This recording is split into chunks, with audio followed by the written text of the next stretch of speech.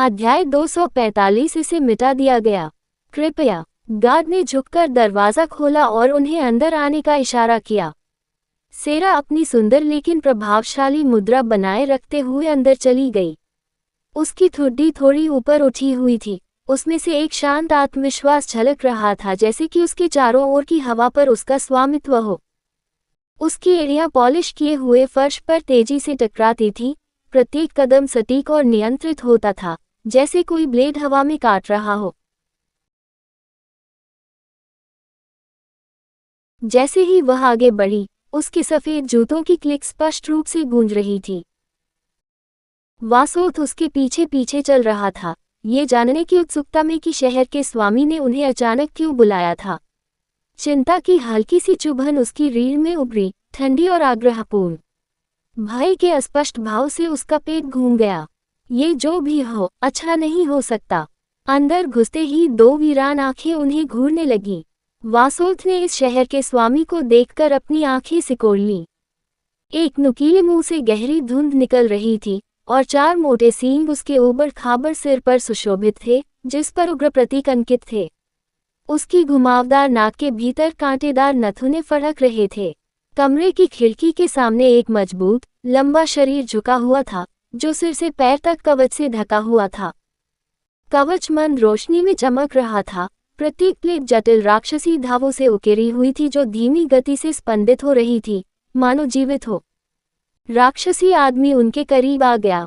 उसके पैर आसानी से उसके शैतानी रूप को धारण कर रहे थे। उसके जूते एक भारी, लयबद्ध गड़गड़ाहट के साथ जमीन पर टकराते थे, हर कदम पर अधिकार झलक रहा था। उसने वासोथ को पूरी तरह से नजरअंदाज कर दिया। उसकी नज़र सेरा की शांत आंखों पर टिकी थी। मिस सेरा, मुझे लगता है कि आप पहले से ही जानती हैं कि आपके अधीनस्थों ने क्या किया। वास्तव में, हमारे मुख्यालय लौटने पर उसे तदनुसार दंडित किया जाएगा, उसने अपना संयम खोते हुए जवाब दिया। चाहे उसके अधीनस्थ ने गलती की हो या नहीं, सजा का मामला उस पर और उच्च अधिकारियों पर निर्भर था। उसे दूसरों के सामने अपनी स्थिति बनाए रखने की जरूरत थी। मैं निश्चित रूप से इसकी आशा करता हूं, लेकिन दानव घूम गया। उसकी पीठ दोनों जिज्ञासुओं की ओर थी और उसने जारी रखा, जिस कारण से मैंने तुम्हें यहाँ बुलाया है वह नहीं है, बल्कि कुछ और है। सेरा की निगाहें तेज हो गईं, उसकी आंखें थोड़ी थोड़ी सिकुड़ती गईं। फिर यह किस बारे में है? शहर के स्वामी के शरीर से काली आभा फूट पड़ी, जिसने तुरंत कमरे को भयानक दबाव से भर दिया। बल ने वासोथ पर दबाव डाला, जिससे वह लगभग घुटनों के बल झुक गया। ऐसा महसूस हुआ मानो कोई पहाड़ उसके कंधों पर गिर गया हो। वजन उसकी छाती पर तब तक दबा रहा जब तक कि वह मुश्किल से सांस नहीं ले सका। ये बहुत प्रभावशाली था, मानो कोई पहाड़ उसके कंधों पर भारी पड़ रहा हो। हालांकि अगले ही पल दबाव का उस पर असर होना बंद हो गया। उसने ऊपर देखा तो उसे अपने चारों ओर एक समान रूप से अशुभ और शक्तिशाली ऊर्जा क्षेत्र दिखाई दिया। उन्होंने एक नज़र में ही इसे कप्तान की आभा के रूप में पहचान लिया। अविश्वसनीय, ये कैप्टन की आभा है। इतनी सघनता, इतनी शक्ति, ये घुटन, ऐसा लगता है जैसे मैं एक क्रूर जानवर के बगल में खड़ा हूँ। ड्रैकनिक जानवर, ड्रैगन के वंशज, अपनी भयानक आभा के लिए जाने जाते थे। आभा की दृष्टि से किसी एक से तुलना किया जाना अत्यधिक प्रशंसा थी। लेकिन ये सोचना कि शहर का स्वामी इतना मजबूत था, वासोथ की निगाहें संकुचित हो गईं।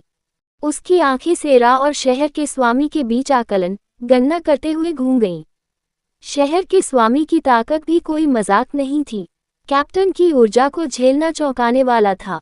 हालांकि उसे सेरा द्वारा बचाया जा रहा था, लेकिन शहर का स्वामी स्पष्ट रूप से दुर्जय था।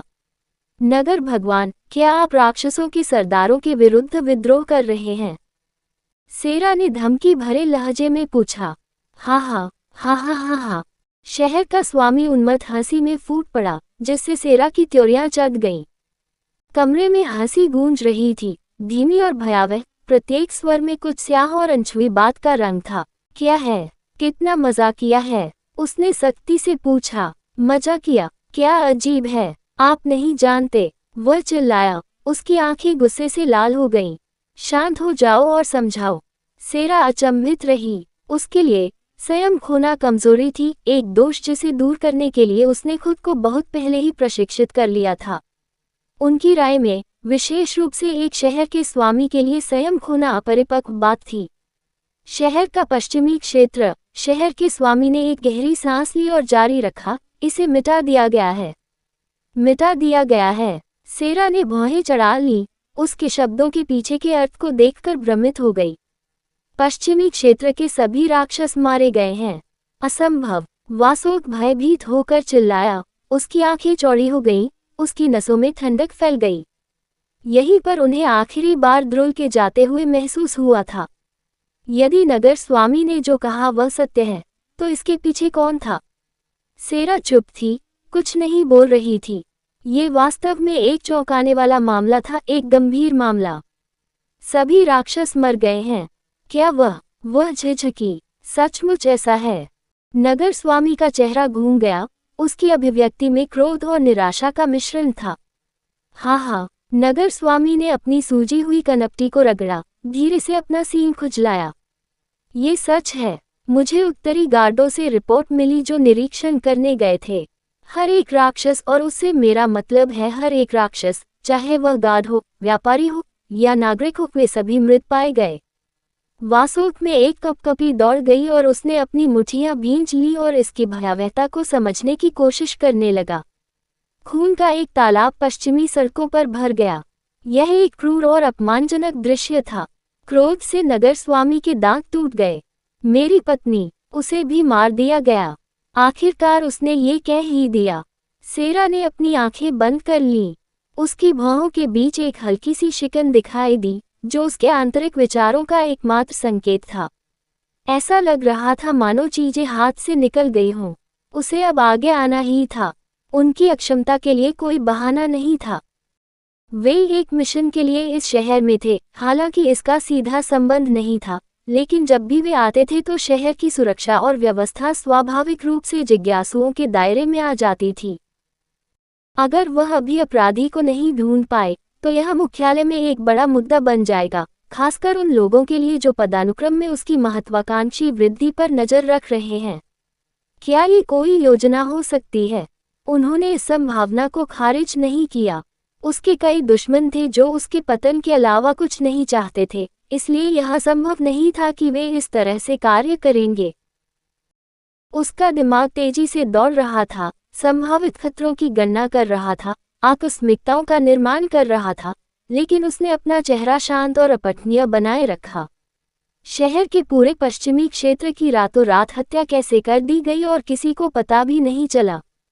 कम से कम एक राक्षस को भागने में सक्षम होना चाहिए था। क्या आप इस स्थिति के लिए आंशिक रूप से जिम्मेदार नहीं हैं? आपके रक्षक कहाँ थे? मुझे यकीन है कि आपकी पत्नी भी एक शक्तिशाली राक्षस रही होगी। वासोक ने एक परिकल्पना बनाते हुए कहा। उसने अपनी आवाज स्थिर रखने की कोशिश की, लेकिन संदेह की सीमा थी। कहानी खत्म। अलविदा।